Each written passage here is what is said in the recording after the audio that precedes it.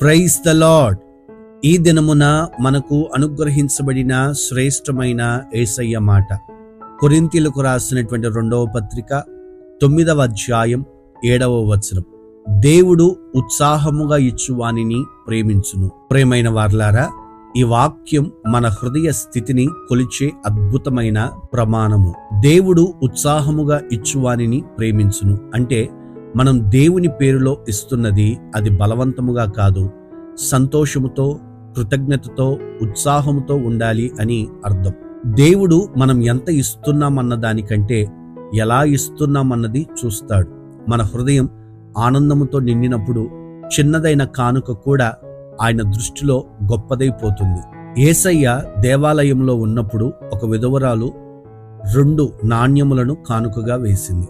ఇతరులు చాలా ఎక్కువగా ఇచ్చినా యేసయ్య ఆమెను ప్రశంసించాడు. ఎందుకంటే ఆమె తన దగ్గర ఉన్నదంతా ప్రేమతో, విశ్వాసంతో ఇచ్చింది. దేవుడు ఆమె ఉత్సాహాన్ని చూశాడు, ఆమెను దీవించాడు. అలాగే మన జీవితంలో కూడా మన సమయమును, శ్రమను, సహాయాన్ని, ఆర్థిక వనరులను ఏదైనా దేవుని కొరకు ఇస్తున్నప్పుడు మన మనస్సు ఆనందంగా ఉండాలి. బాధతో, లాభాపేక్షతో ఇతరులు చూస్తున్నారు అని కాదు, దేవుని ప్రేమకు ప్రతీకగా ఇవ్వాలి. ఇచ్చుట అనేది దేవుని స్వభావం. యోహాను సువార్త 3వ అధ్యాయం 16వ వచనంలో, దేవుడు లోకమును ఎంతో ప్రేమించెను కాగా ఆయన తన అద్వితీయ కుమారునిగా పుట్టిన వాని యందు విశ్వాసముంచు ప్రతివాడును నశింపక నిత్య జీవం పొందునట్లు ఆయనను అనుగ్రహించెను. ఈ వాక్యంలో మనం ఆరాధన చేస్తున్న మన దేవుని యొక్క స్వభావమును చూస్తూ ఉన్నాం. ఆయన మన కొరకు అన్నిటినీ ఇచ్చినట్లే మనము కూడా ఆయన ప్రేమకు ప్రతిగా మనం ఇస్తున్న దానిని ఆనందముతో ఇవ్వాలి. మన జీవితము కూడా ఒక బహుమతి లాంటిది. దానిని దేవునికి ఉత్సాహంగా సమర్పిద్దాం. ఆయన మనల్ని ఆశీర్వదించును గాక. ఈ మాటలు వింటున్న ప్రియ సహోదరుడా, సహోదరి, నీవు దేవునికి ఏది ఇస్తున్నా, అది చిన్నదైనా పెద్దదైనా, దేవుడు నీ హృదయాన్ని చూస్తున్నాడు. నీవు ఆనందముతో, విశ్వాసముతో ఇస్తే ఆయన నీ కొరతలను తీరుస్తాడు. దేవుని కొరకు ఉత్సాహముగా ఇస్తున్నటువంటి వారి జీవితాలను దేవుడు కూడా ఉత్సాహముతో నింపుతాడు. ఈ రోజు నుండి ఇచ్చుట నీ జీవిత ఆనందంగా మారనివ్వు. నీ దాతృత్వము నీ చుట్టుప్రక్కల ఉన్న వారికి దేవుని ప్రేమను చూపునుగాక. ప్రార్థన. ఉత్సాహముగా ఇచ్చువారిని లక్ష్యపెట్టు యేసయ్య, మీకు స్తోత్రం చెల్లిస్తూ ఉన్నాం.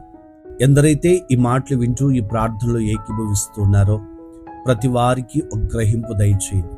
మీరు మాకు ఈ జీవితాన్ని అనుగ్రహించారు, మాకు కావాల్సిన సమస్తమును ధారాళముగా దయచేశారు. దానిలో నుండి మా ప్రతిభను, మా సంపదను, మా బలమును మీ కొరకు తిరిగి ఉపయోగించున్నట్లుగా మీ సహాయం దయచేయండి. మేము మీకు అర్పిస్తున్నది ఉత్సాహముతో ఇవ్వాలని, బాధతో కాదని మరొక్కసారి మీరు హెచ్చరించిన విధానం కొరకే మీకు స్తోత్రాలు. ప్రతి ఒక్కరి జీవితాల్లో ఇది మొదలుకొని అలా ఉత్సాహముగా మీ కొరకు వారి జీవితాన్ని, వారి ఆర్థిక స్థితిని ఖర్చు చేయగలిగినటువంటి అనుభవాల్లో నింపి ఉత్సాహంతో ఇచ్చు వారి జీవితాలు ఉత్సాహముతో నింపుతారని మీరు మాట్లాడిన మాట కొరకే స్తోత్రం చెల్లిస్తూ యేసు నామమున ప్రార్థిస్తున్నాము తండ్రి. Amen, amen. God bless you.